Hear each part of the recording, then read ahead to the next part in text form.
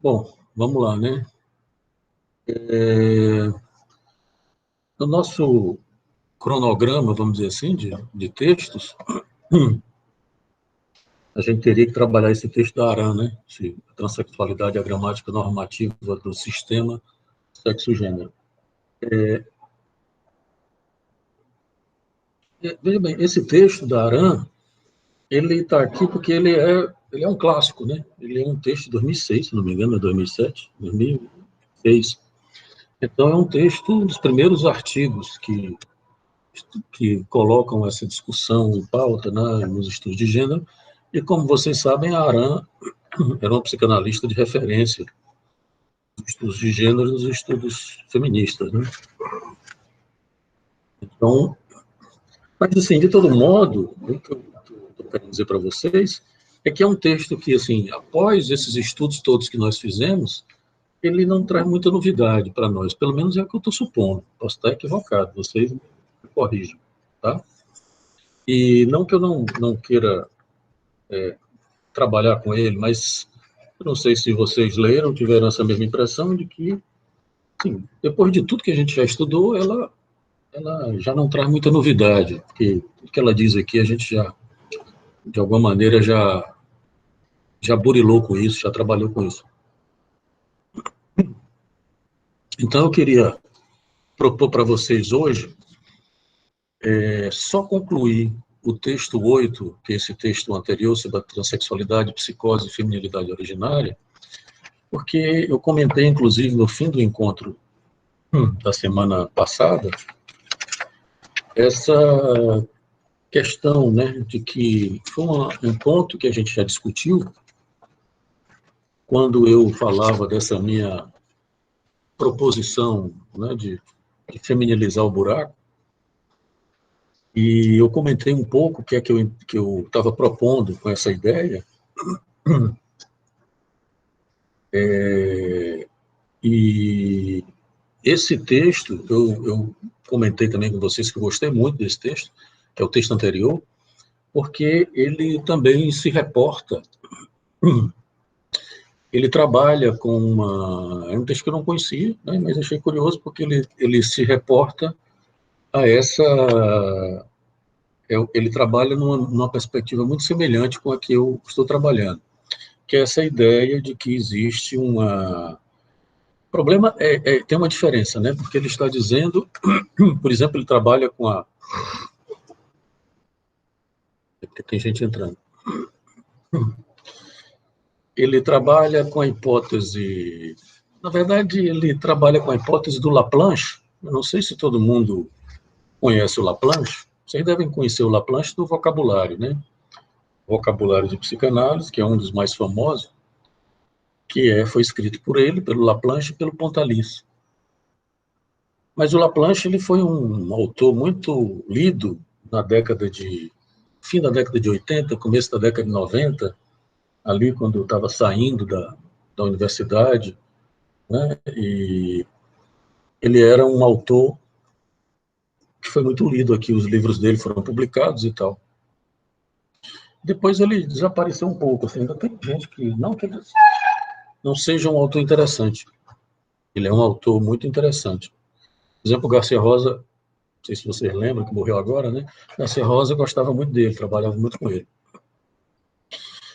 E eu me lembro que a gente leu também, a gente fez um grupo de estudos de um livro dele, que é a tese dele de doutorado, sobre o Roderlan e a questão do pai. Eu não me lembro exatamente qual é o nome do livro, mas ele tem um livro muito interessante sobre o poeta, o Roderlan, e a questão do pai. Mas, enfim. E ele tem um livro também que se chama Teoria da Sedução Generalizada, que é muito parecido com o que... Porque o Laplanche era um lacaniano, né? Até 68, 69, 67, não me lembro bem. Teve uma ruptura na École. Vocês lembram que o Lacan fundou a École em 64, né? Logo depois que ele foi excomungado da IPA. E aí teve uma primeira ruptura na École, com a saída de alguns membros eminentes, como, por exemplo, o Laplanche, o Leclerc. Leclerc era um cara muito bom, ainda é, né? Tem artigos aí sobre clínica, interessante, tem um livro. sobre a clínica, muito interessante. Enfim, saiu uma turma aí de psicanalistas importantes da École, da primeira geração de lacanianos, né? O Laplanche e o Leclerc são esses caras da primeira geração, né? O Octave Manoni, o Laplanche, Leclerc, etc. O Manoni não saiu, não, estou só citando como sendo os caras da primeira geração de lacanianos. Então, todos morreram já, né? Hoje em dia. Mas, enfim. Então, eu queria comentar isso porque acho interessante, porque tem a ver com essa ideia. Depois a gente pode até voltar para o texto 9, né, para pegar as questões, que, como eu disse para vocês, eu acho que não traz muita novidade. Mas a gente pode voltar para ele para discutir algumas questões que ele coloca. Então, o que é que me interessa aqui desse texto, do texto 8, né? Que é essa ideia de que ele coloca como uma feminilidade originária. Primeiro, a minha discordância de que é uma feminilidade, tá? Eu acho que a ideia deles é interessante, porque, como eu disse para vocês, a minha hipótese, que não é minha, obviamente, é uma hipótese que eu tiro do Lacan, né? De que a primeira posição do sujeito é uma posição objetal. A tese do Lacan é que o sujeito não vem primeiro. É claro que tem uma discussão aí interessante, porque a gente poderia considerar o sujeito, a função sujeito, ela pré-existe ao nascimento da pessoa e pós-existe. Quando a pessoa morre, a função sujeito também permanece lá.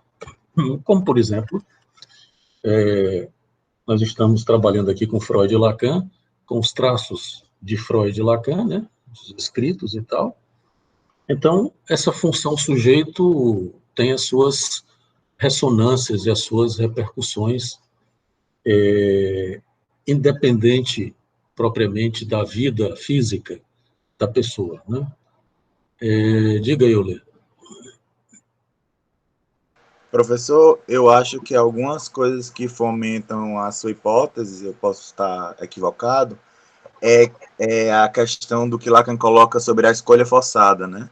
Porque por mais que o sujeito, digamos assim, pré-exista na linguagem, o indivíduo pode fazer uma recusa a essa função na escolha forçada, como acontece na psicose.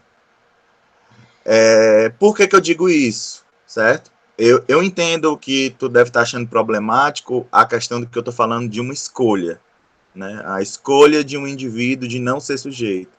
Mas, porque por exemplo, que se o sujeito pré-existe digamos assim, a pessoa física, por que é que uns entram e uns não entram? É porque há, da parte do sujeito, uma recusa, talvez, a entrar na camisa de força da linguagem.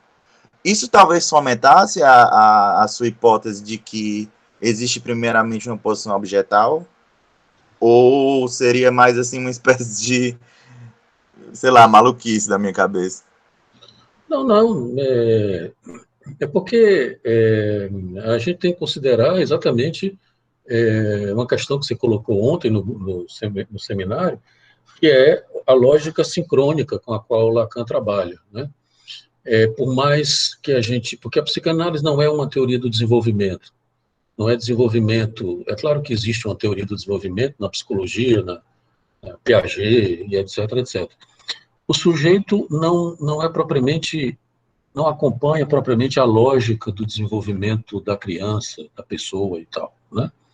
Porque exatamente é preciso a gente pensar dentro dessa lógica sincrônica. Isso que você está dizendo é o que Lacan apresenta lá no seminário 11, sobre o processo de alienação e separação, né? Quando ele vai dizer que no processo de alienação, a criança passa por uma escolha forçada. Quer dizer, a mãe não pode dar à criança a opção de não escolher se alienar na linguagem, né? Daí toda essa discussão, por exemplo, da ideia da pedagogia neutra, de que nós, como se nós pudéssemos não alienar o sujeito e deixar que o sujeito ele mesmo escolha o seu nome, o seu sexo, e etc. E isso, para a psicanálise, é uma impropriedade, é uma impossibilidade. Não tem como o sujeito não se alienar. Quer dizer, tem, né? Tem, que é exatamente o que você está dizendo. O sujeito pode recusar a alienação na linguagem, mas aí ele paga as consequências, que é, por exemplo, no caso do autismo, né? Que é Então, se ele uma... recusa, ele fica numa posição de objeto. É por isso que eu tentei. Assim, eu sei que é Não. problemático, mas por isso que eu tentei colocar essa discussão, entendeu? Sim, tudo bem, mas veja bem, eu não estou falando propriamente de uma questão supostamente patológica, como no autismo, né? Não é isso que eu estou dizendo. Eu estou dizendo que a posição para todo sujeito, não é só para aqueles que recusam a alienação na linguagem, ela é uma posição primeira, porque aí é onde está o problema da lógica da sincronia em Lacan, né? Porque você teria que considerar que, obviamente, a criança, quando nasce, ela, ao mesmo tempo, está no lugar de sujeito e de objeto. Por exemplo, na fantasmática da mãe, por exemplo, né? Pode ser que não, né? Isso não é natural, isso é estrutural. Porque a mãe, por exemplo, pode ter dificuldades de colocar o sujeito no lugar de sujeito. E aí, por exemplo, a escolha da criança pela alienação pode ser dificultada. Então, eu não estou falando assim, de que haveria um problema qualquer, não. Não, eu estou dizendo que, do ponto de vista estrutural, a primeira posição do sujeito na estrutura é uma posição objetal. Isso é o próprio Lacan que diz, quando ele vai trabalhar no seminário 14, com o Crosskep, que é uma figura topológica de superfície, que é aquele chapeuzinho do Papa, né? Aquela figura topológica que parece o chapéu do Papa, não estou com nenhum aqui. Mas, enfim, coloquem aí Crosskep que vocês vão entender. E o Lacan mostra como o sujeito ele só aparece depois de um segundo corte. Você faz um primeiro corte, esse corte ele não acontece nada. Se vocês pegarem a faixa de Möbius, conhece a faixa de Möbius? Isso aqui para vocês.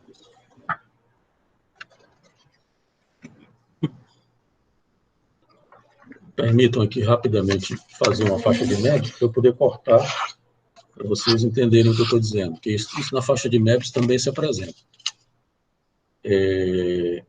Vai ter que ser pequena, mas acho que dá para vocês verem. Bom, a faixa de Möbius, tem gente entrando. Isso aqui é um círculo, está dando para ver, né? Isso aqui é um círculo, se não estiverem vendo bem, me avisem, tá? Isso aqui é um Dá para círculo. ver. Para você fazer uma faixa de Möbius é muito simples, é só você fazer uma torção, aqui, essa torçãozinha, ó, tá aqui, né? Você faz essa torção e cola as pontas, tá? Como eu não tenho cola, vai no grampeador.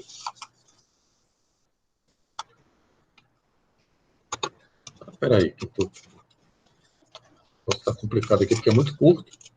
Tá dando problema aqui, pá.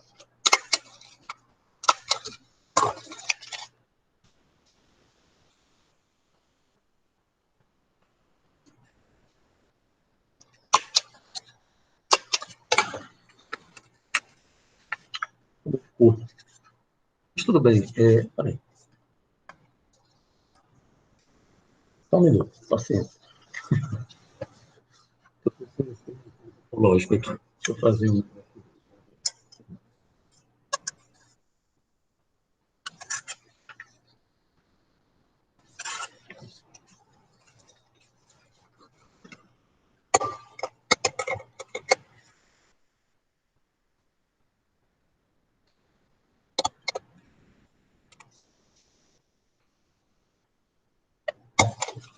Pronto, agora sim. Agora dá para fazer um negócio tá mais fino e mais longo. Fica mais fácil, tá? Então, veja bem, isso aqui é um círculo, né? No círculo, vou apresentar aqui a faixa de Möbius, para quem não conhece, para que vocês entendam. O círculo, ele tem duas faces, uma interna e uma externa, né? Você, para passar dessa face, dessa superfície externa para a interna, você tem que atravessar essa borda aqui, não é isso? Você vem daqui para cá, você tem que atravessar essa borda. Tá? Na faixa de Möbius, não. Na faixa de Möbius é só você fazer essa torção. Tá? Quando você faz essa torção,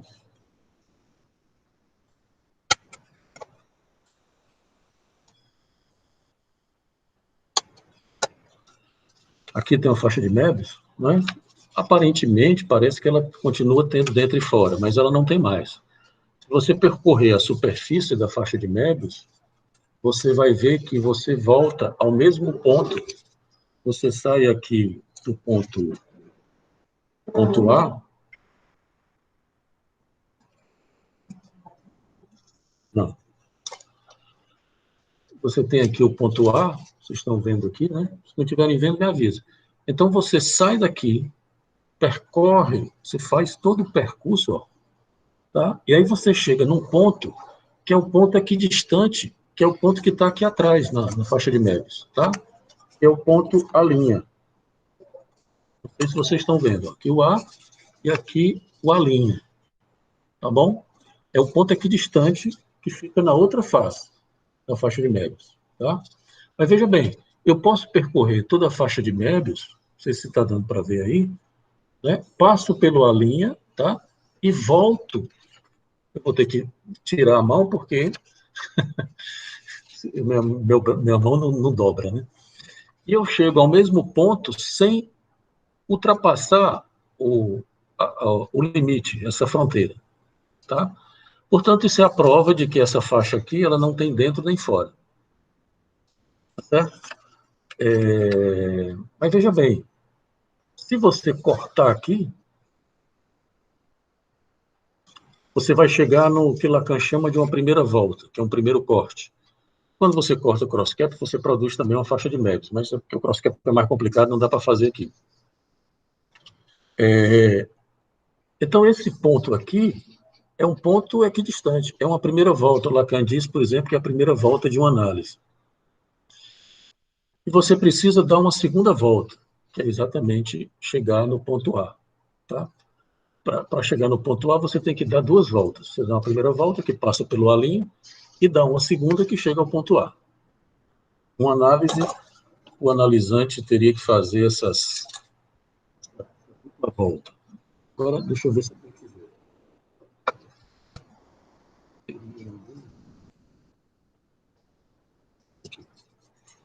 Tá? Como é a questão do corte? Pois é o que eu vou fazer agora. Então, veja bem, você pode cortar, mas atenção, você tem que cortar bem no meio. Se você cortar do lado, você faz outra coisa. Tá? Você pode fazer um corte. Tá vendo? Estou fazendo um corte na faixa de Möbius, que é exatamente fazendo o mesmo percurso que eu fiz para saindo de A e voltando até A. Tá certo? Então, vocês vão observar o seguinte, que eu posso fazer esse corte. Se eu fizesse esse corte num círculo, eu ia ter duas bandas. Não é verdade? Você pegar aquele círculo e você cortar no meio, você teria duas bandas separadas. Aqui vocês vão ver que isso não acontece. Eu estou fazendo, não é, o corte. Aí veja bem, quando eu chego aqui no A', isso se corta, tá? E aí quando eu faço esse corte, ó, ele não separa. Ela produz uma faixa de Möbius com duas torções.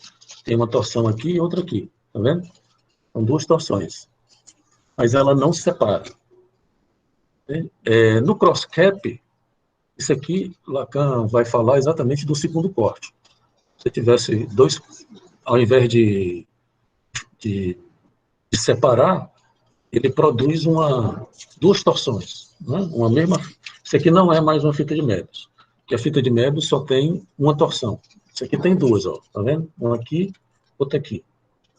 Tá? Bom, se você faz esse corte no cross-cap, pois é, Fabio, as coisas que a gente faz lá na invenção, né, na oficina. Se você corta o cross-cap, você faz um primeiro corte e no segundo corte cai um pedaço. E esse pedaço que cai que é o chapeuzinho do pedacinho do objeto A, que Lacan vai dizer, porque teria que ter um crosscap aqui, o crosscap é mais difícil de fazer e tal. Mas tem no meu Instagram, tem um vídeo que a gente fez exatamente na oficina, naquela época, acho que isso deve ter sido 2018 ou 2019. Tem um vídeo onde a gente faz, não é, na oficina, a gente faz um corte do crosscap, e vocês vão ver bem direitinho lá. O corte, como depois do corte, cai um pedaço do crosscap. Bom, tudo isso para dizer o quê? Que para Lacan, o sujeito só aparece depois da queda do objeto, depois que um objeto cai. Né? Então, para ter sujeito, é preciso haver dois cortes. O primeiro corte e um segundo corte que faz... Porque no crosscap é assim, o primeiro corte não cai nada. Ele só cai no segundo corte. Mas no Tá? primeiro vira uma faixa de Möbius, né? No primeiro você faz uma faixa de Möbius, Aí no exatamente. segundo cai um pedaço. Aí na faixa de Möbius vira o quê quando faz o corte, que eu não entendi? Vira alguma coisa com duas torções. Que coisa é essa? É uma faixa com duas torções. Tá certo. Não tem um nome específico. Não é uma faixa de Möbius, tá? Porque tem uma faixa também de 4 torções. Você pode fazer uma de 4 e tal. Né? Enfim. Ah, entendi. Você só sabe que uma faixa de Möbius é uma faixa de Möbius quando ela não se separa depois do corte. Exatamente. Isso Entendi. aqui é a comprovação de que não tem dentro e fora. Se ela fosse o círculo, se eu tivesse cortado o círculo, eu teria duas bandas separadas. Né? Aqui não, é como se ela caísse uma dentro da outra. Quando ela cai, quando você faz o corte, ela cai assim uma dentro da outra. Né? E aí forma uma faixa com duas torções, que não é uma faixa de Möbius, porque a faixa de Möbius só tem uma. Tá? Depois Lacan tirou outras consequências dessas faixas. Mas, enfim, eu estou dizendo isso para comprovar, a partir de Lacan, essa ideia de que a primeira posição do sujeito é uma posição de objeto, é uma posição objetal. E veja bem, não me agrada, porque eles estão dizendo coisa parecida, né? Eles estão colocando, quando ele, por exemplo, os autores, não é o nome deles, é o Felipe Latanzio e o Paulo Ribeiro, eles estão usando a proposta, a tese do Laplanche, da teoria da sedução generalizada, dizendo isso, de que o outro materno, né, não necessariamente a mãe, essa sedução generalizada toma o bebê como objeto.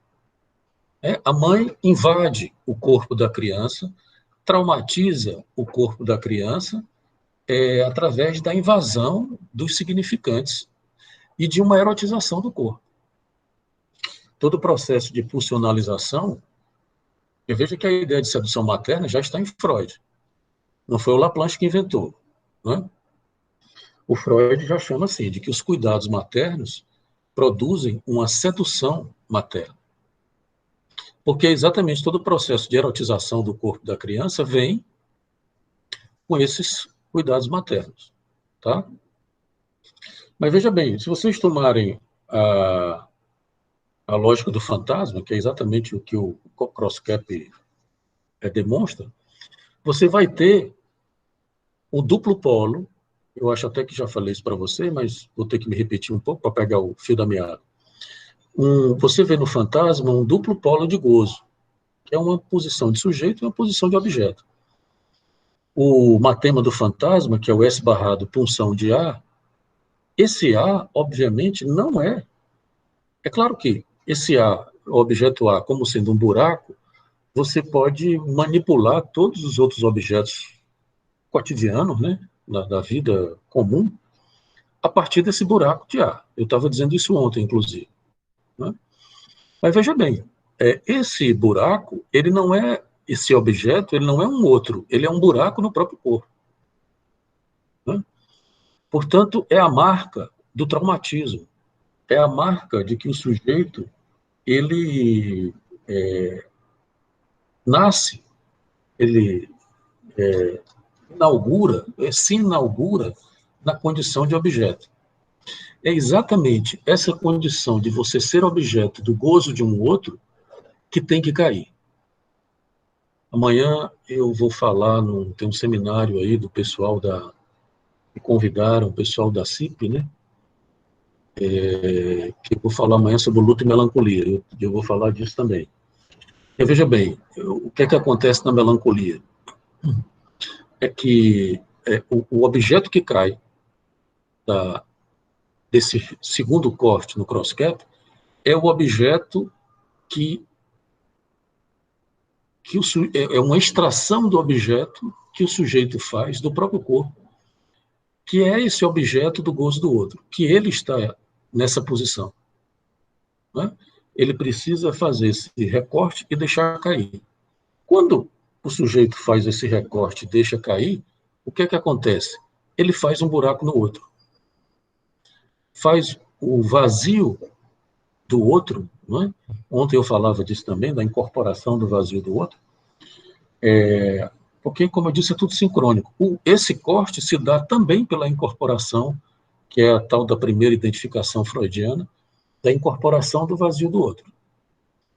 Bom, enfim, a gente pode depois até entrar nas minúcias desse processo, se vocês quiserem. Mas o que me interessa no momento é deixar claro de que a primeira posição do sujeito, ela é de objeto. Por mais que você considere, por exemplo, essa lógica sincrônica de Lacan, de que o sujeito é objeto, mas é sujeito. Mas, se você considerar rigorosamente a lógica de Lacan, o sujeito só vem depois. Isso está lá no seminário 14, permanece assim. Né? O sujeito, a função sujeito, ela só tem operatividade depois que cai o objeto. Por isso que o objeto A é causa do desejo, e é causa do sujeito.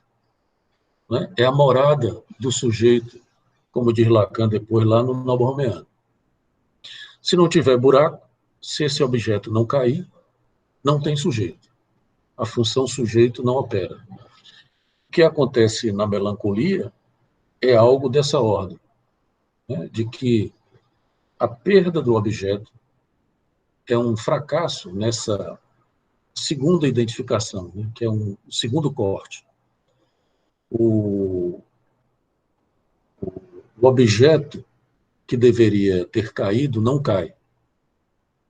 Então, quer dizer, o melancólico, porque veja bem, isso é fundamental para a gente poder perder, né? Para você perder qualquer coisa, você precisa já ter perdido.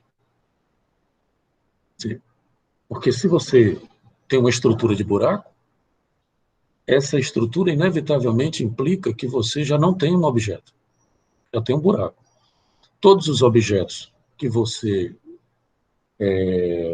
adquire, vamos dizer assim, mesmo os objetos comuns, eles são postos dentro dessa borda, desse buraco.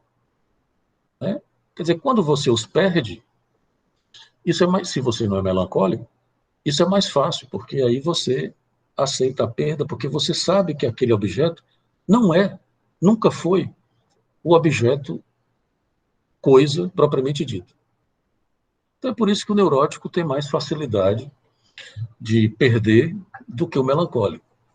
Né? Quer dizer, o melancólico tem dificuldade de perder porque, lembrem lá no Luto e Melancolia, o Freud diz isso, né? A sombra do objeto recai sobre o eu. E o sujeito está identificado com esse objeto que deveria ter sido perdido. O objeto deveria ter caído e não caiu. Né? E aí, todo o trabalho do melancólico é exatamente de fazer cair esse objeto, até o ponto do suicídio. Né? O suicídio é uma forma do melancólico fazer cair o objeto, porque como diz Freud, o eu está identificado com o objeto, a única forma de fazer cair o objeto é caindo o eu, e aí o sujeito se joga da janela. Né? Então, professor, está me ouvindo? Bem baixinho, quem é que está falando? Yasmin. Tem alguém falando? Oi, Yasmin. Agora? Pronto. Eu estou ouvindo, está bem baixinho, Yasmin, mas eu estou lhe ouvindo. Não sei se o pessoal está lhe ouvindo também. Pronto, só para eu ver se eu compreendi direitinho essa questão do buraco no outro, certo? O sujeito se inaugura na condição de objeto, paralelo a isso faz um buraco no outro, ou esse buraco advém dessa queda, dessa inauguração na condição de objeto? O buraco vem do corte, né? Do duplo corte. É preciso fazer um corte na estrutura, tá? Agora, veja bem, para você fazer esse corte na estrutura, e aí é onde entra a lógica sincrônica, o outro já precisa se apresentar como esburacado, né? Certo. Lembrem que o velho Freud diz isso da maneira dele, da maneira edípica, né? Que é que ele diz? De que no Édipo, a primeira constatação que a criança faz no complexo de castração é a castração materna, né? A criança constata que a mãe não é um todo, vamos dizer assim, e que, portanto, falta algo ao corpo materno. Esse corpo incestuoso, que é o corpo materno, porque seria aquele corpo que tem tudo. E aí a criança, na castração, percebe a falta no corpo materno, né? Porque, veja bem, o Freud, obviamente, coloca isso em termos da castração, da falta do pênis na mãe e tal, aquela coisa muito edípica que ele desenvolve. Mas a gente tem que considerar isso do ponto de vista lógico. Ele mesmo, Freud, faz isso no texto negativo, que eu recomendo que vocês leiam. Que ele vai falar de uma maneira lacaniana. Eu brinco dizendo que a negativa é um texto lacaniano do Freud, porque é um texto lógico. Ele está falando da negação, do nascimento da negação e do pensamento através da negação. Então, veja bem, para a criança ver a castração materna, a mãe já deve se apresentar castrada. Né? Porque se o discurso do outro for um discurso em bloco, no discurso chapado, né, completo, a criança vai ter dificuldade de fazer buraco, né? Que aí é onde entra a questão que o Euler estava colocando, né? Quer dizer, existe um buraco no outro, mas a criança tem que ir lá e fazer a borda desse buraco, que é a borda que ele faz com o seu próprio traço. Entende? E isso precisa exatamente que a criança escolha entrar no campo do outro, que é o campo da alienação. Entende? Agora, por outro lado, pode acontecer, como acontece em algumas psicoses, de que o outro se apresenta sem buraco. Né? Vou dar um exemplo rápido. Esse exemplo é um exemplo que eu uso ele há mais de 20 anos, que é um exemplo de uma criança que a gente atendeu no SPA há muitos anos, né? Acho que tem mais de 20, se duvidar tem mais de 20 anos. Que era um garoto, certamente alguns de vocês já me ouviram dar esse exemplo. Ele tinha uma esquizofrenia. Hã? Demais. Pois é. Como a gente não pode usar muito exemplo clínico, né? Então a gente repete os mesmos. É ótimo esse exemplo, eu estou brincando. Esse garoto tinha uma esquizofrenia grave, né? Não que não exista, que exista uma esquizofrenia que não seja grave, né? Mas ele tinha toda uma problemática assim corpórea. Ele não andava direito, ele andava todo desmantelado. Assim, o corpo dele era mole, né? Ele tinha como se não tivesse juntas, como se fosse de plástico, né? Ele era desconjuntado, como se diz ele andava todo, era estranho, né? Como se ele não tinha corpo. Enfim, eu não vou me demorar no exemplo. Ele era muito comprometido, esse garoto.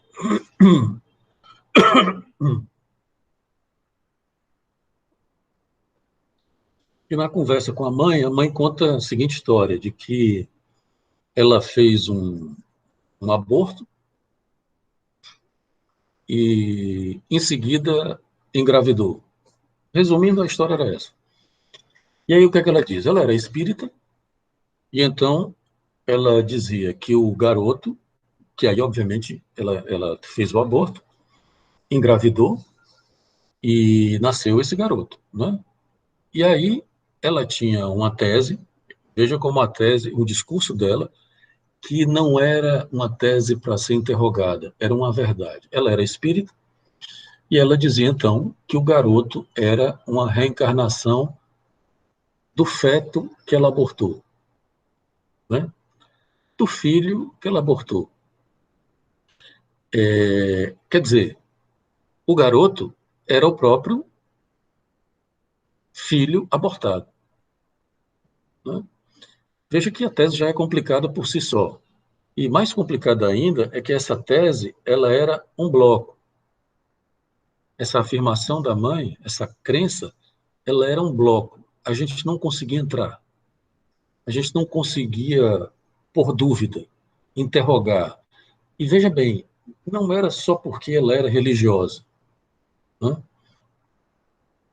Não era só por isso. Porque você poderia dizer, mas porque é uma questão dogmática e tal. E eu digo, pelo menos na época foi o que a gente conversava, eu dizia que não era bem isso, não era só isso. Porque se você tem um sujeito neurótico dogmático, o neurótico dogmático, ele briga com a própria dúvida. É diferente, né? Não é que ele não tenha dúvida. Ele faz uma afirmação categórica para brigar com a própria divisão e com a própria dúvida. Mas a dúvida fica lá. No caso dessa mulher, ela não era psicótica. Bom, eu não posso dizer com todas as letras, porque a gente nunca sabe com certeza, mas o funcionamento dela nada indicava que ela era psicótica, mas eu vou dizer para vocês o seguinte, que essa tese dela era delirante, né? E aí voltamos a uma questão que é exatamente a problemática lá do Noble Romeano, né? De que você pode ter uma injunção delirante mesmo sendo neurótico. Porque o que é que aconteceu aí, a gente conversava sobre isso, né? O que é que aconteceu com essa mulher? Pelo menos era a nossa suposição. É que ela não fez o aborto, ela foracluiu o aborto. O aborto não se inscreveu simbolicamente para ela, né? Porque ela até dizia, eu fiz o aborto. Mas se o aborto está lá na frente dela, como um filho, esse aborto está foracluído. Quer dizer, a tese delirante, porque é uma foraclusão, por que ela não seria psicótica, usando a teoria tradicional de Lacan? Porque não é uma foraclusão do nome do pai. É uma foraclusão local, como diz o Naso, pontual. Então, e não por acaso, né, ela construía uma teoria delirante sobre os problemas esquizofrênicos do filho, que era um feto desmantelado, né? Era um feto ambulante. Era um aborto ambulante o garoto, né? Era um feto ambulante. Então, veja bem, por que eu estou contando essa história? Para mostrar, e aí tem a ver com a pergunta que a Yasmine estava fazendo, quer dizer, para mostrar que para o sujeito recortar esse buraco, o outro precisa se apresentar de uma forma esburacada no discurso, né? É claro que nós estamos falando da estrutura e do discurso.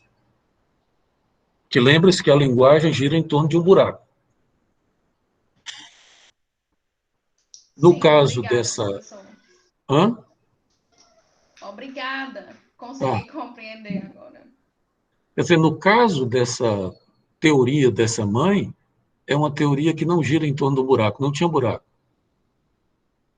Era uma afirmação, tanto é que a gente recomendou que ela fizesse um atendimento, e aí uma outra estagiária minha atendia a mãe, né? Uma estagiária atendia o garoto e a outra atendia a mãe.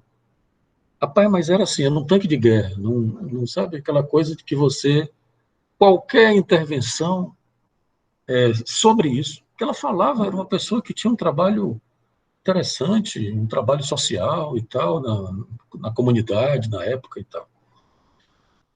Mas Quando chegava nesse ponto, não tinha abertura, não tinha buraco, né? Aquela coisa, a intervenção bate e volta, não tem dúvida, né? Enfim, está claro isso aí, gente? Quer dizer, o buraco do outro, no outro, aqui, na verdade, é um buraco no próprio corpo, é ele que determina a possibilidade da função sujeita, a operatividade da função sujeita. Não por acaso, se conhecem o nobo romeano, o objeto A e o buraco estão lá no centro da estrutura, né? Na medida que aquilo ali é um centro, né? Tudo bem? Então, e aí voltando e aí a minha discordância dos autores, eu acho interessante, obviamente, porque eles partem da mesma ideia, né, de que primeiro a criança ela é seduzida, que é a tese do Laplanche, a criança é invadida, atacada e seduzida generalizadamente, que é a teoria da sedução generalizada do Laplanche, né? Mas eu me lembro que também já conversamos isso num dos nossos primeiros encontros. Quer dizer, esse gozo do outro, que é assim, né? Uma mãe tem um filho, então essa criança, em se tratando das condições comuns, para não dizer normais, né? Porque normal ninguém é. Mas nas condições comuns, uma mãe tem um filho, esse filho ao mesmo tempo ocupa a posição de sujeito e a posição de objeto. A demanda materna, o gozo do outro materno, toma essa criança como objeto, né? E, inclusive, eu ilustrei isso com as brincadeiras de incorporação oral que a mãe faz com o bebê, né? Que é essa brincadeira de que vou comer seu pezinho, vou comer sua barriguinha, vou pegar, né? Vou pegar. Essas brincadeiras que são muito curiosas e que, assim, toda essa demanda materna ou esse gozo do outro estão muito explícitos, assim, é quase pornográfico isso nos contos de fada, né? Ele é explícito, o gozo do outro nos contos de fada. A bruxa má, que não é outra coisa senão a versão materna desse outro gozador, ela está lá de uma maneira explícita, né? Quer dizer, é muito direto de como a criança está sendo atacada, e que, obviamente, os contos de fada, eles apresentam as saídas, né? Normalmente, são saídas fálicas. E, obviamente, que a saída fálica é uma saída, né? Quer dizer, que é exatamente isso, quer dizer, a identificação fálica, a condição fálica e desejante que a mãe põe, e com a qual, inclusive, para voltar à questão da alienação, né? Com a qual a mãe aliena o seu bebê, né? O seu filho. Ela dá à criança essa condição fálica, ativa, de se livrar dessa posição objetal, né?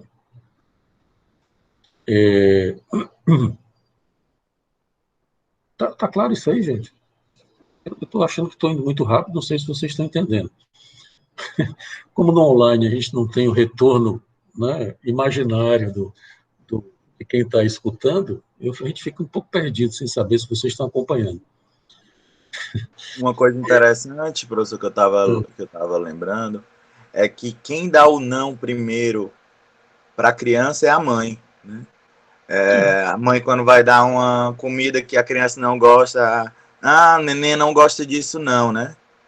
Aí ela já está dando uma condição, pelo menos inicial, para que haja uma separação, porque ele não gosta disso, neném não gosta disso.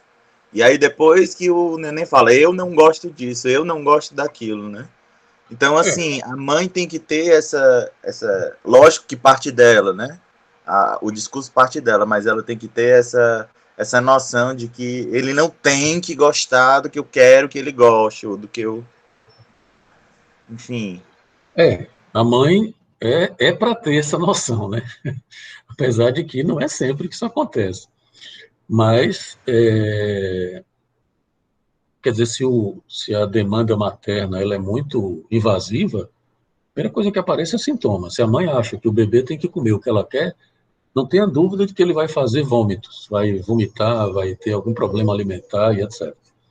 Ela vai enfiar a goela abaixo, né? Não vai considerar o desejo dele, e isso é muito interessante, porque é isso que você está dizendo. Alienação e separação andam juntos.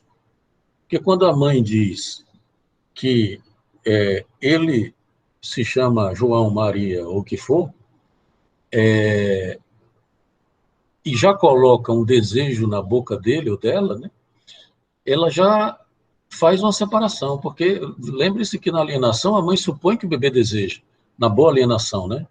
A mãe apenas boa, como diz o Winnicott, né?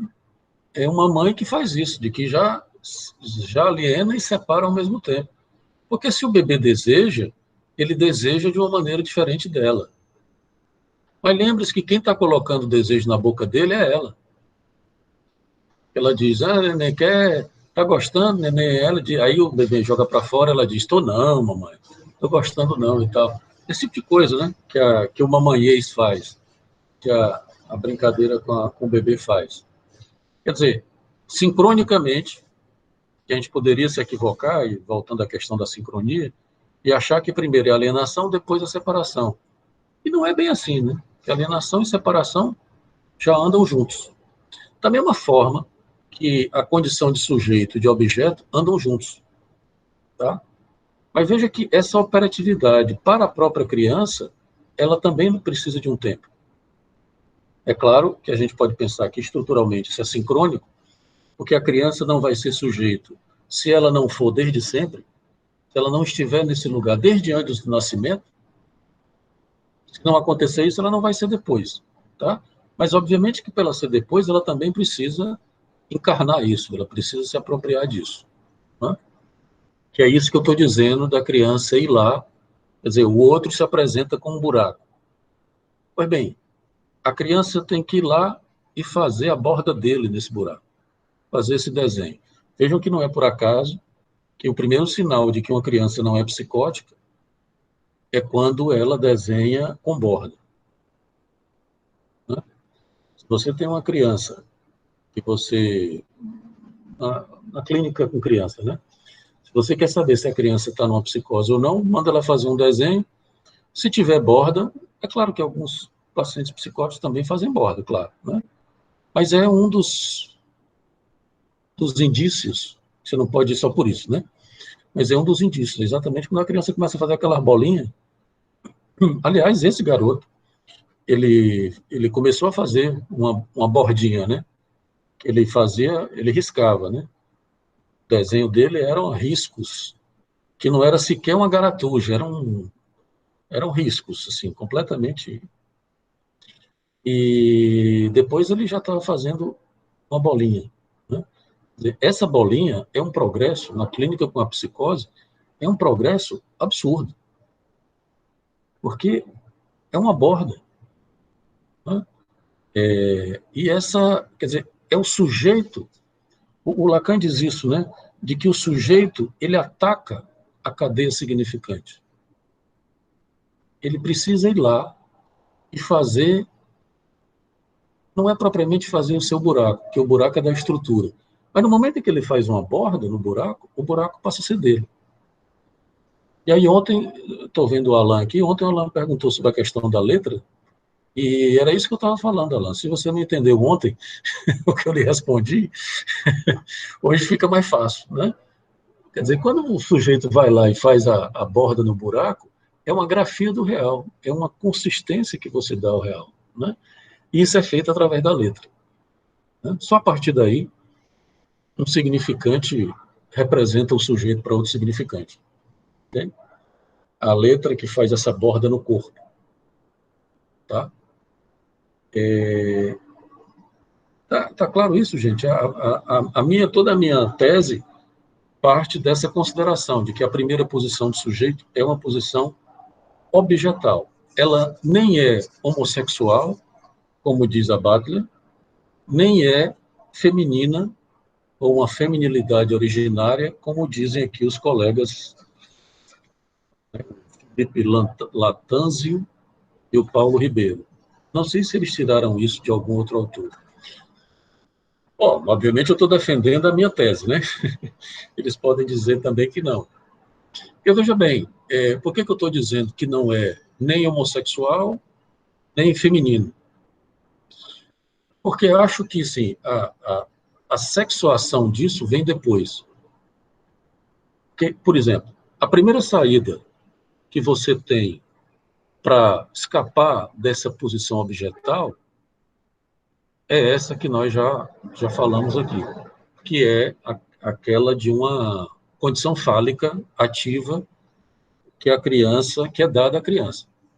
E aí eu me lembro que eu também brinquei com vocês, tem um texto que eu falo sobre isso, que é exatamente o texto sobre as autolesões,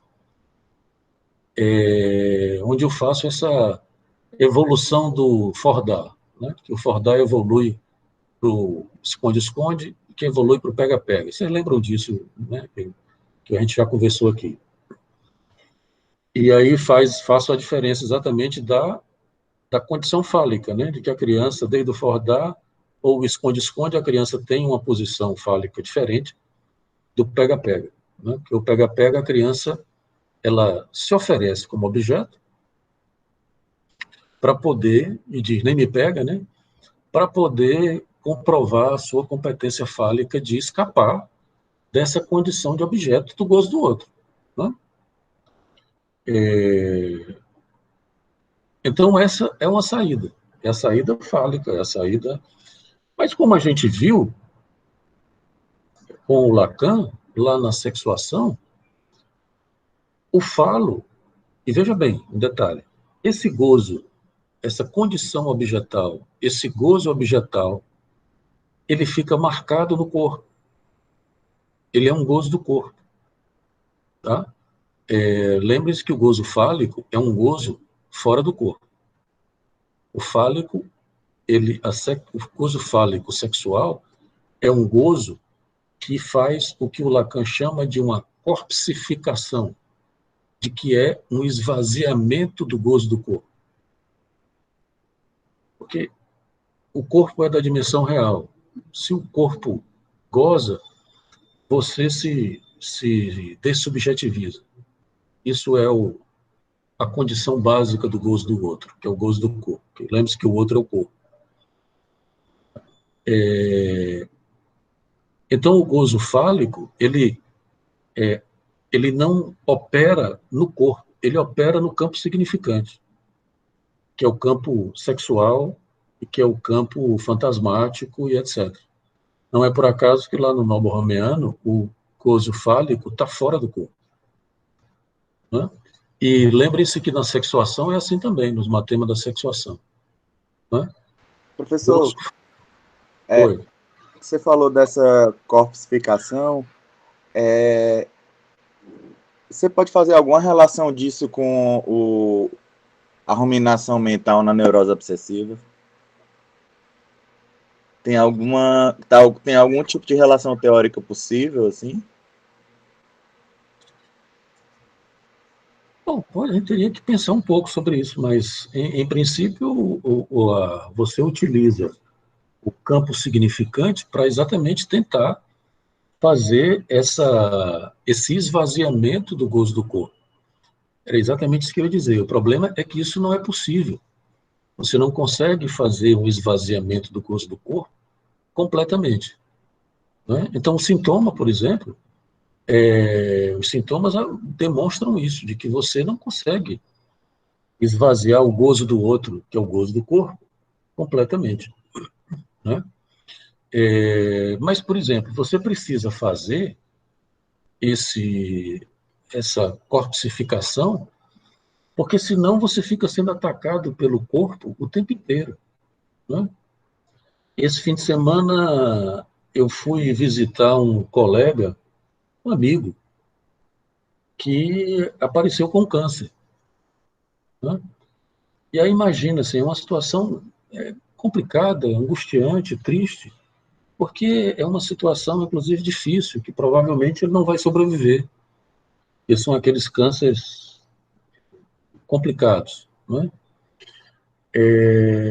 Então, veja bem, desde então, eu estou incomodadíssimo com isso, porque você, quer dizer, na nossa idade, ele é um cara um pouco mais velho que eu, então você sempre fica com esse risco, né? De você não sabe se você, de repente, o real lhe ataca, aparece um câncer e tal, não é? Então, além da tristeza pelo amigo, você também fica tomado. Você se dá conta que tem corpo. Você se dá conta que também tem fígado. E pode aparecer um câncer no fígado. Entende? Isso é terrível. Quer dizer, mas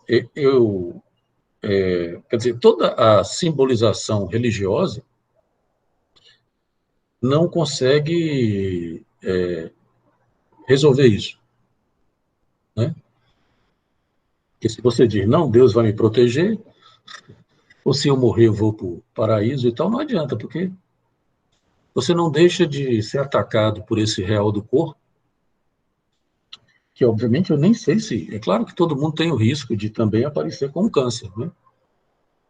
Mas essa situação lhe mostra que você não consegue fazer essa corpsificação completamente. Mas é bom que faça, porque você não pode passar a vida inteira se lembrando que tem fígado, né? E angustiado com medo de que vai morrer também, porque vai pegar um câncer de fígado ou coisa parecida. Entende?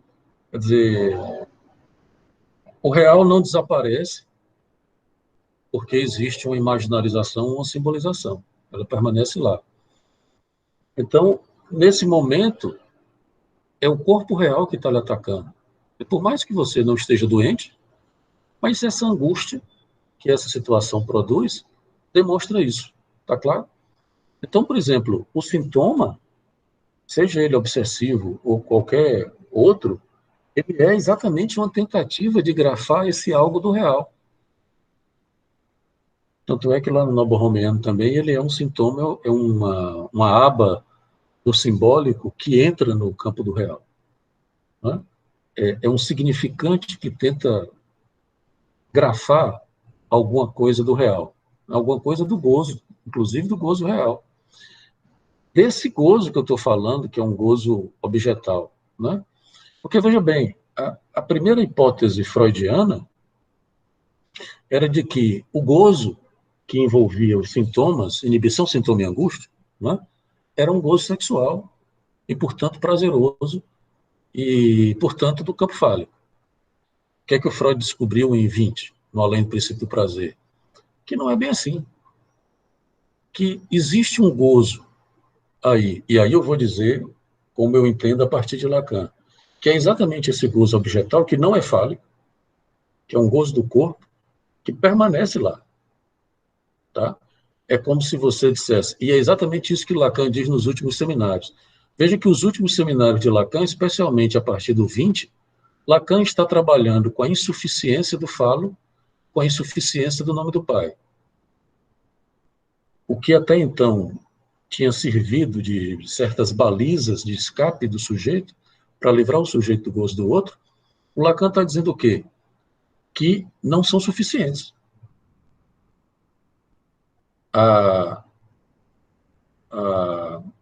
O falo e o nome do pai não são suficientes para livrar o sujeito do gozo do outro.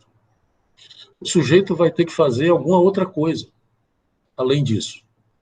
E é isso que Lacan passa a chamar, por exemplo, a partir do seminário 20, 21, 22, etc., daí por diante, ele vai chamar de suplência e de nominação, né? Porque veja que a nominação, ela não é a mesma coisa que o nome do pai. O nome do pai é uma baliza, né? Eu lembro que eu disse isso para vocês na brincadeira de pega-pega. O nome do pai é aquela manja, que normalmente é um símbolo fálico, né? Um poste ou uma coluna, que a criança bota a mão. Se você estiver pegando na manja, você se livra do ataque do outro, né? De ser pego pelo outro. É muito curioso isso, é um significante que lhe livra do gozo do outro. Né? O que é que o Lacan está dizendo a partir desse último momento da obra dele? De que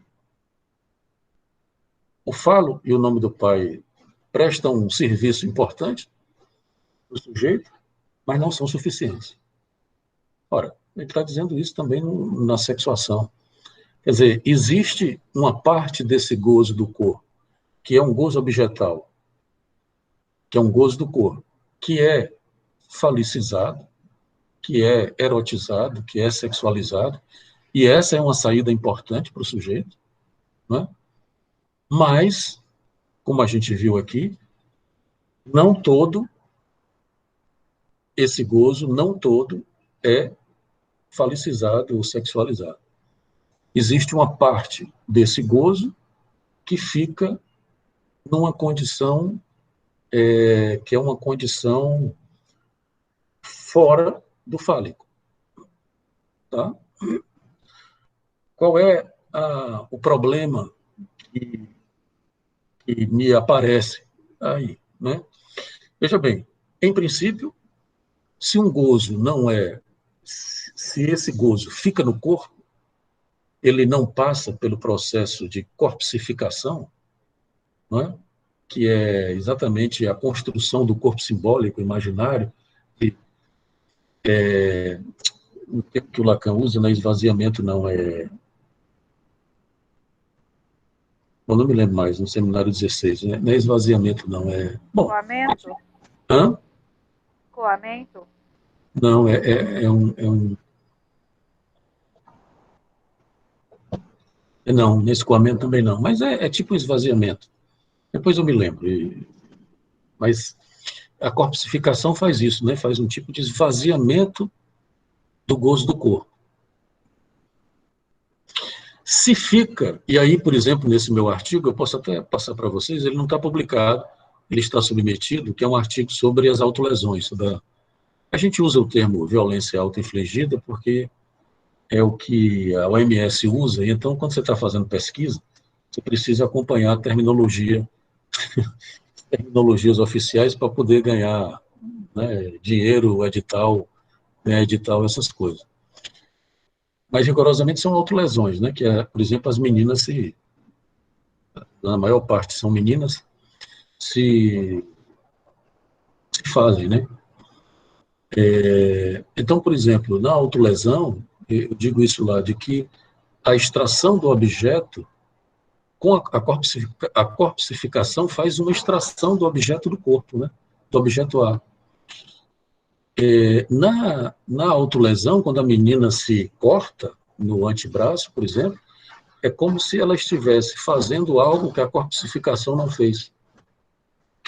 Ela, tal como um garimpeiro, ela vai lá, o garimpeiro não vai na pedra e tira o ouro, né? Com uma chave qualquer, um instrumento qualquer.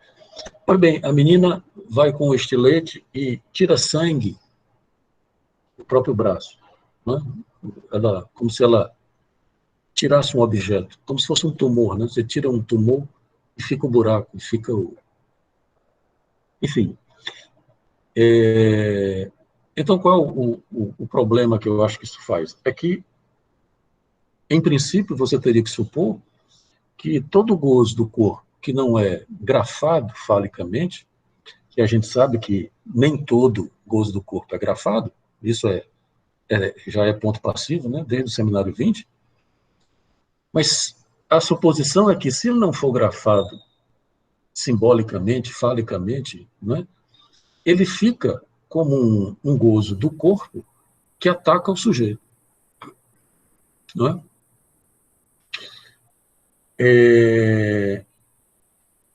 E aí a pergunta seria, bom, mas aí o que é que a gente faz com esse gozo?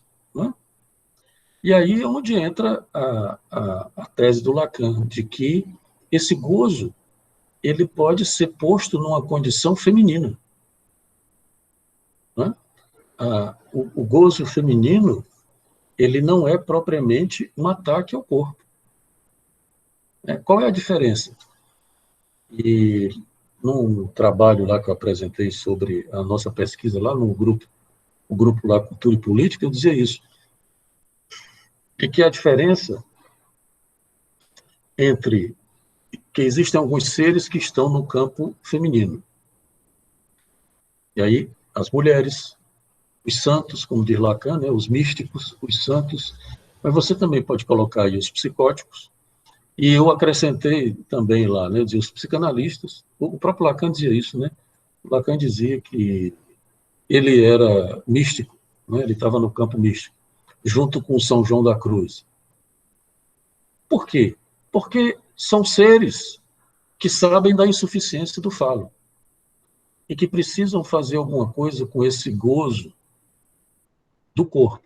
O gozo fálico é fora do corpo, né? Foi corpsificado. E o que é que a gente faz com esse gozo do corpo? E aí é onde entra a minha ideia, que obviamente eu retiro de Lacan, de que esse gozo ele precisa ser feminilizado. O que eu estou propondo é que não é uma única saída, que a saída freudiana qual é? Falicizar, tornar fálico. Como a gente sabe com Lacan que o falo é insuficiente e que nem todo gozo do corpo é falicizado, o que é que a gente faz com esse outro gozo? Né? Aí o Lacan diz, eu estou propondo, né? A gente precisa feminilizar esse gozo. Para feminilizar esse gozo, você precisa saber que não é o objeto. Porque lembre-se que se tem um gozo do corpo, todo gozo do corpo põe o sujeito numa condição de ser objeto gozado pelo outro. Vocês estão me acompanhando, gente? E o interessante é que é uma suposição do próprio sujeito, né? Ele supõe que o outro goza dele. Por isso que dá para ele sair desse lugar. Mas lembre que também tem um gozo real do corpo, né? Tem um gozo real, que ataca o sujeito. O sujeito é atacado porque ele não tem a competência simbólica toda de grafar esse gozo. Entende? Então, Léo, oi, irmãos. desculpa interromper. É o seguinte, eu vou ter que sair, eu tenho uma reunião agora. Eu queria sugerir que a gente trabalhasse o texto no próximo encontro, né? O que era para hoje, porque eu achei que tinha muita coisa ali para conversar. Fiquei muito instigado. Assim, só a guisa de sugestão. Mesmo que a gente siga adiante, que traga as questões dele. Não, tranquilo. Tá certo. Tem que sair. Um abraço, bom encontro a todos. Tá bom, tchau, Márcio.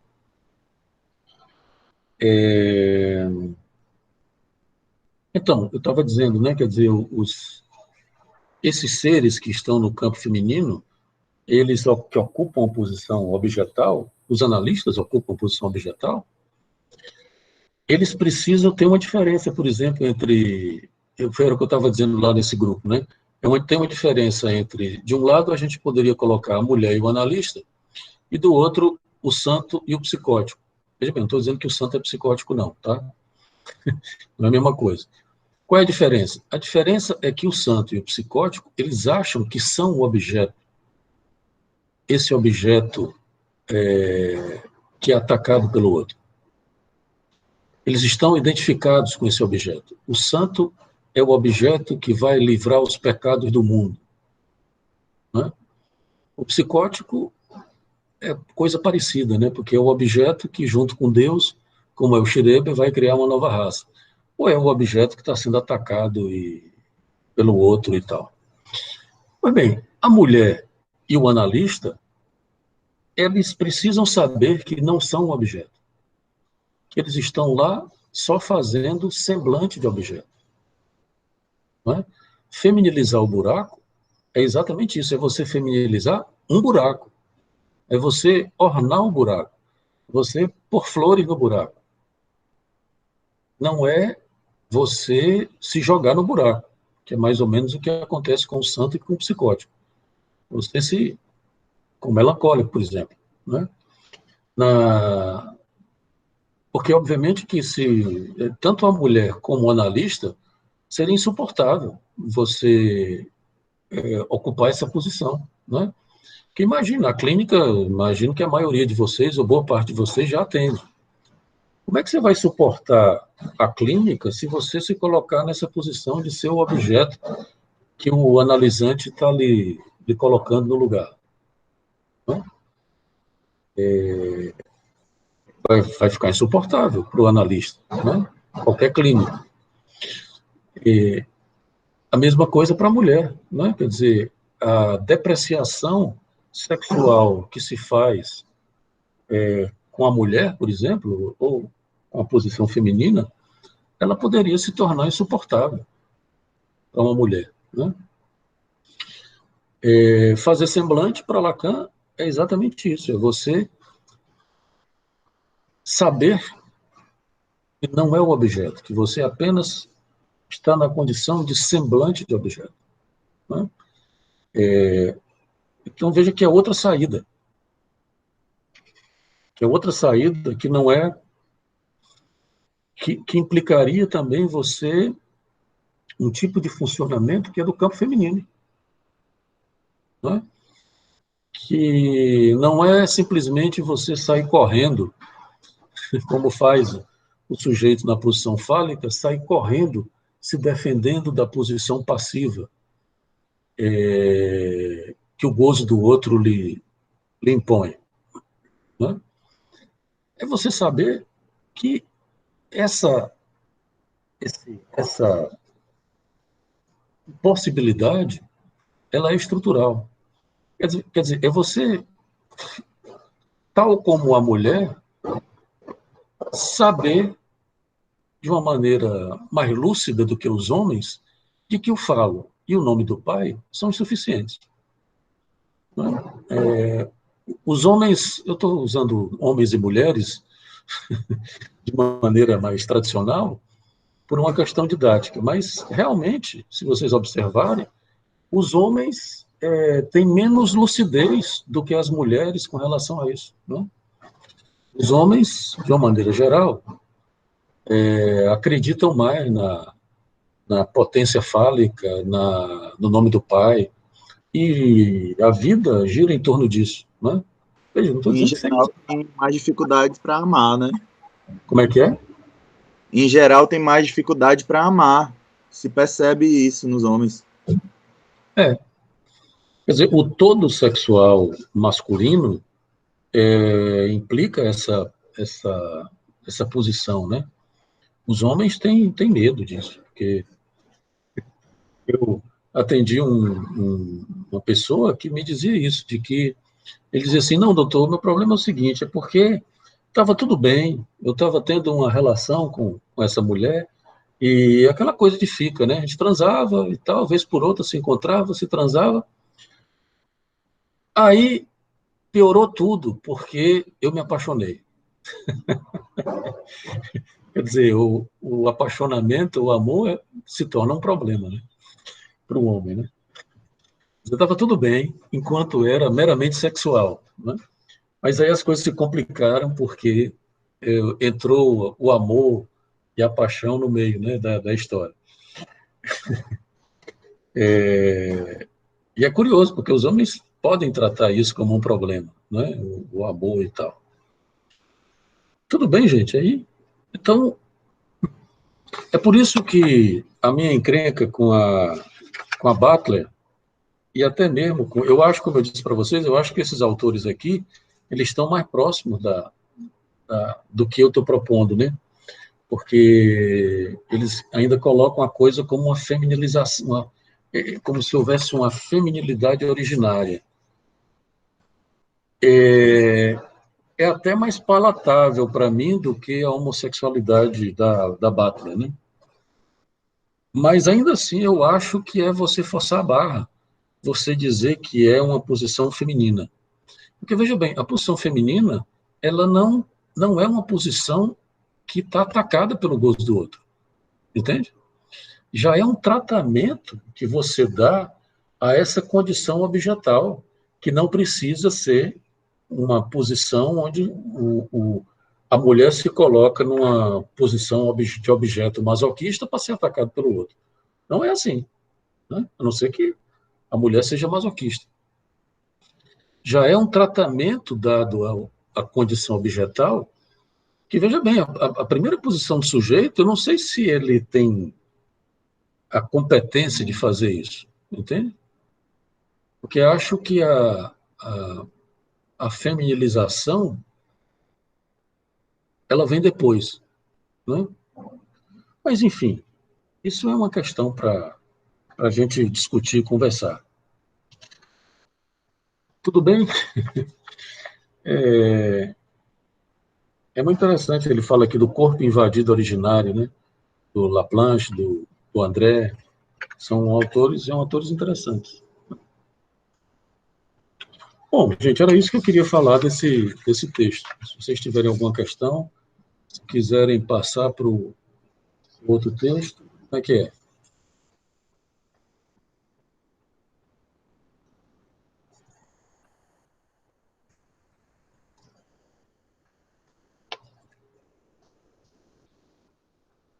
Daran, exatamente. Texto 9. Ou querem deixar para a próxima? Falta só 10 minutos, né? O que é que vocês sugerem?